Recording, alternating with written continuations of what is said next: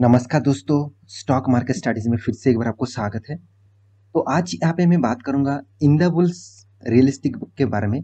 तो रियलिस्टिक जो इंदाबुल्स के बिजनेस है, तो इंदाबुल्स फाइनेंस के जो बिजनेस के है, तो उनमें से एक सब्सिडरीज कंपनी है इंदाबुल्स रियलिस्टिक। तो रियलिस्टिक इंडस्ट्रीज में जब एंटर किया तब इस कंपनी में कुछ खास परफॉर्मेंस नहीं दिखा। उसके बाद धीरे धीरे गिरते गए और इसके ऊपर बिग इन्वेस्टमेंट मतलब होता गया, इंस्टीट्यूशन भी इन्वेस्ट किया। साथ ही साथ एक जाने माने नाम आप सबको पता ही है, राकेश झुंझुनवाला जी। राकेश झुंझुनवाला जी इस कंपनी के ऊपर भी इन्वेस्ट किया और एक अच्छा खासा स्टेक, अराउंड 1% से भी ज़्यादा स्टेक उन्होंने खरीदारी किए थे।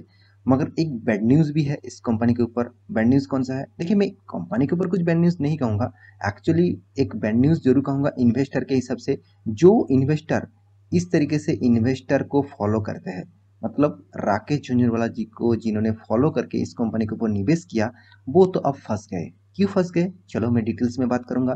तो वीडियो को लास्ट तक देखिएगा और इस तरीके से इन्फॉर्मेशन पाने के लिए चैनल को सब्सक्राइब भी करिएगा, क्योंकि बहुत बहुत बहुत सारा इन्फॉर्मेशन मैं इस चैनल के माध्यम से आपको देना चाहता हूँ। तो मेरे साथ जुड़े रहिए, चैनल को सब्सक्राइब भी करिए और आपका इस तरीके से प्यार देने के लिए बहुत बहुत धन्यवाद। तो चलो देखते हैं आज के स्टॉक के बारे में।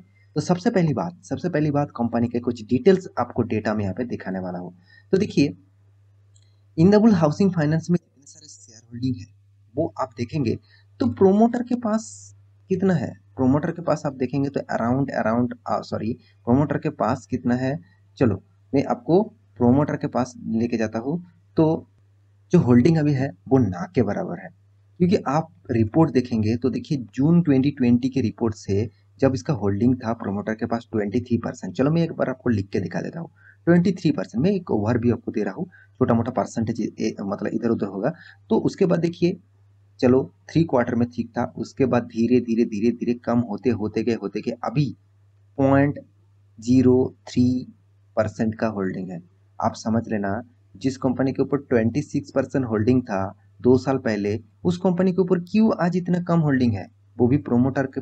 तो देखिए, आप कहेंगे सर बहुत सारे ऐसे भी तो कंपनी है जिसका प्रोमोटर नहीं है, तो वो कंपनी तो खराब नहीं हुआ, तो आप इस कंपनी का हालत क्यों खराब कर रहे हैं? क्योंकि देखिए, आप मान के चलिए एल एन टी, जो लार्सन एंड टुक्रो है, उसके ऊपर भी कोई प्रोमोटर नहीं है। आईटीसी, जिसके ऊपर भी कोई प्रोमोटर नहीं है, तो क्या उस कंपनी खराब है? बिल्कुल नहीं। मेरे कहने का मतलब है, कंपनी के अंदर अगर प्रोमोटर बीच में ही उसका माल पूरा का पूरा बेच दे, तो वो समझ लेना कंपनी का हालत कुछ खराब सिचुएशन में है। तो इसीलिए वो पहले से ही खुद का जो इक्विटीज है वो बेचकर भागना चाहते हैं, उसका हिस्सेदारी वो लेकर भागना चाहते हैं। तो ये बात आपको ध्यान में समझना चाहिए। देखिए, इस कंपनी में नेगेटिव पॉइंट क्या है? नेगेटिव पॉइंट ये है, पब्लिक इस कंपनी के ऊपर 66% होल्डिंग करके रखा। मगर आप आईटीसी जैसे कंपनी देख लेंगे, साथ ही साथ एल एन टी जैसे कंपनी आप चूज देख लेंगे, वहाँ पे पब्लिक के से ज़्यादा इंस्टीट्यूशन उसके ऊपर खरीदारी करके रखे हैं। मतलब आप उसमें एफ आई देख लेना, टी एस देख लेना, म्यूचुअल फंड देख लेना, आप कितने ज़्यादा इंस्टीट्यूशन उसके ऊपर टिके हुए हैं। पब्लिक से भी ज़्यादा उसका इन्वेस्टमेंट इंस्टीट्यूशन के पास है। तो मुझे इस कंपनी में खास लगता अगर इंस्टीट्यूशन के पास ज़्यादा माल रहता। तो आप कहेंगे सर एफ आई के पास तो 25% होल्डिंग है, चलो आपको मैं मानता हूँ। प्रोमो म्यूचुअल फंड के पास कितना, 6.64%। मतलब इन्वेस्टर की भी देखिए, इन्वेस्टमेंट भी कोई ऐसी वैसी चीज़ नहीं है कि कोई माल उठा लिया तो कंपनी अच्छा हो गया। देखिए, ये लोग माल उठा रहे हैं, इसका देखिए प्रोमोटर क्या होते हैं, प्रोमोटर कंपनी के ऊपर पूरा के पूरा लाइव टिक के रहते हैं अगर कंपनी अच्छा हो तो। अगर इंस्टीट्यूशन क्या करते हैं, आज बाई किया, कुछ दिन पर वो सेल कर देंगे, तो उसका काम ही ऐसा है, बाई सेल करना। मगर प्रोमोटर का काम ऐसा नहीं है। प्रोमोटर का काम उस कंपनी के ऊपर टिके रहना है, उस कंपनी का मैनेजमेंट का काम यही है, उस कंपनी को आगे लेके जाना है और आगे ग्रो करना है। अगर प्रोमोटर ही उस कंपनी से निकल जाए तो समझ लेना इंस्टीट्यूशन जो है वो भी कभी ना कभी निकल ही जाएंगे, अगर कंपनी खराब होते चले गए तो। तो देखिए, वो तो खुद का पैसा लॉसेस में नहीं लेके जाएंगे ना। आप रिटेल निवेशक है, आप एक बार इन्वेस्ट करके आप सोच लिए कि चलो लॉस हो रहा है तो कोई बात नहीं, आज नहीं तो कल आपको रिटर्न मिल ही जाएगा। ऐसे अगर हो जाता तो हर कंपनी के ऊपर आपको प्रॉफिट मिल जाता। तो ये बात भी आपको समझना चाहिए। और रही बात राकेश झुंझुनवाला जी का, जिन्होंने 1% से भी ज़्यादा इस कंपनी के ऊपर हिस्सेदारी खरीद के रखे थे। आप अगर इंडिविजुअली इंस्टीट्यूशन देखेंगे तो देखिए, पब्लिक देखेंगे तो पब्लिक में जितने सारे नाम आपके सामने है, यहाँ पे राकेश झुंझुनवाला जी का नाम था, अभी वो नाम यहाँ पे दिखाई नहीं दे रहा है। इसका मतलब 1% से भी कम हिस्सेदारी उसका बन चुके हैं। 1% से भी ज़्यादा किसी के पास हिस्सेदारी रहेंगे तो उसका नाम यहाँ पे देखने को मिलता है। तो 1% से भी कम इन्वेस्टमेंट उसके देखने को मिला, तो इसीलिए इसका नाम यहाँ पे हटा दिया गया है। आप खुद ही यहाँ पे भी देख लीजिए। देखिए, इंस्टीट्यूशन जितने सारे हैं, चलो प्रोमोटर के पास कितना, प्रोमोटर के पास पहले था 23% था, अभी 0.03% है। और इसके बाद देखिए एफ के पास ना तो 26% है, डीएस के पास 7% है। पब्लिक तो इस कंपनी को खुद का प्रॉपर्टी समझ लिया, 66% होल्डिंग उठा लिया। तो चलो कोई बात नहीं, तो खुद का पैसा है, कोई किस में निवेश करे उसका खुद का ओपिनियन रहता है। तो देखिए, मेरे कोई हिस्सेदारी इस कंपनी के ऊपर नहीं है, तो इसलिए मैं इसके ऊपर खराब बता रहा हूँ, बिल्कुल नहीं। कंपनी के मैं कुछ पैरामीटर दिखा रहा हूँ जो आपको एक सेफ्टी जोन में लेके जाए, आपका इन्वेस्टमेंट एक सेफ्टी जोन में हुए। तो इसीलिए मैं हमेशा हर डेटा को दिखाता रहता हूँ। मेरे अटेंशन कभी भी ऐसे नहीं है कि कोई भी कंपनी के ऊपर मैं खराब कहूँ। कंपनी हमेशा अच्छा होता है। वो आज डूबे हुए कंपनी कल फिर भी खड़ा हो सकते हैं। टाटा मोटर जैसे कंपनी जो जिसका प्राइस रेंज 60 रुपया तक चला आए थे, वो कंपनी अभी 500 के आसपास काम कर रहा है। इसका मतलब समझ लीजिए, कंपनी मैनेजमेंट अगर स्ट्रांग है, वो मुर्दा को भी जान दे सकते हैं।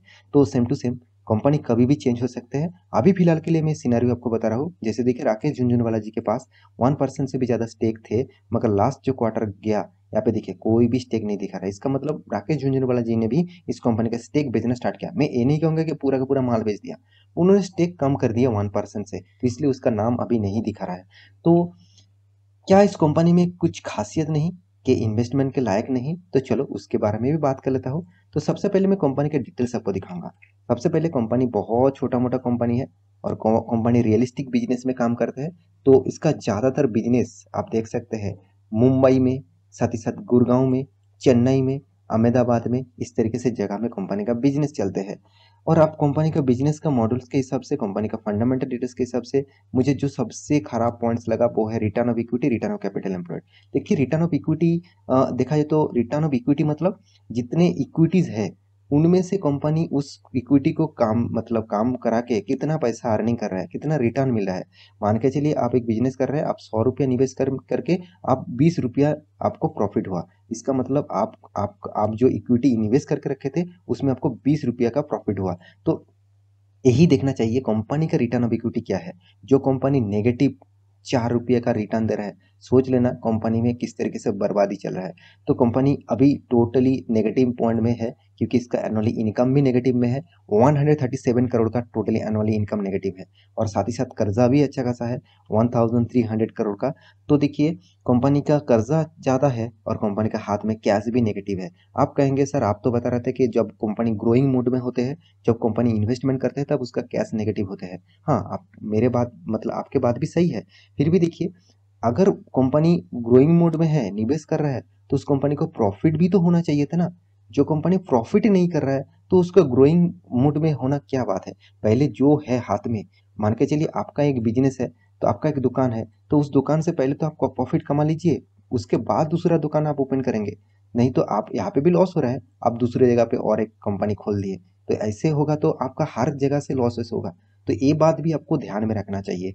तो देखिए, कंपनी का क्वार्टर बेसिस रिजल्ट दिखा दूं, पहले मैं कॉम्पिटिटर दिखा दूंगा। देखिए, रियलिस्टिक बिजनेस में, कंस्ट्रक्शन बिजनेस में इसका मार्केट कैप के हिसाब से कंपनी बहुत छोटा मोटा कंपनी है। और कंपनी का मतलब अर्निंग रेशियो आप दिखा दूं, तो कंपनी देखिए प्रॉफिट जो कर रहा है, कभी बीच बीच में कंपनी प्रॉफिट कर रहा है, कभी बीच बीच में लॉस कर रहा है। तो इस तरीके से कुछ परफॉर्मेंस यहाँ पे चल रहा है। तो साल भर की बात करूँ तो कि साल भर में कंपनी ने आपको दिखेगा कभी भी लॉस नहीं किया। आप कहेंगे सर कभी भी तो लॉस नहीं किया, तो फिर भी आप कंपनी को इतना खराब क्यों कर रहे हैं? देखिए, मैं उस कंपनी के ऊपर ज़्यादातर नेगेटिविटी डालता रहता हूँ जो कंपनी हर साल में खुद का प्रॉफिट रेशियो ग्रोइंग मोड में नहीं लेके जाता। यहाँ पे क्या हो रहा है, कभी भी 160 करोड़, कभी भी 200 करोड़, कभी भी 300 करोड़, कभी भी 2000 करोड़। उसके बाद दूसरे साल में क्या हुआ, 500 करोड़, 100 करोड़, 4 करोड़। इसका मतलब क्या है? इसका मतलब कंपनी ग्रोइंग मोड में नहीं है। किस कोई बार प्रोजेक्ट मिल गया तो रॉकेट की तरह भागा, कभी प्रोजेक्ट नहीं मिला तो रॉकेट की तरह गिर गया। तो ऐसे अगर चलते रहे तो आपका पैसा भी ऐसे ही चलता रहेंगे, कभी भी आपको इस तरीके से ग्रोइंग मूड में नहीं दिखेगा। तो देखिए कंपनी आपको रिटर्न ऑफ रेशियो भी देखिए नेगेटिव में दिया। तो हर पैरामीटर सेल्स ग्रोथ, उफ कितना ज़्यादा सेल्स ग्रोथ डाउन में है, प्रॉफिट ग्रोथ सेल्स ग्रोथ कितना डाउन में है, रिटर्न ऑफ इक्विटी भी कितना ज़्यादा है।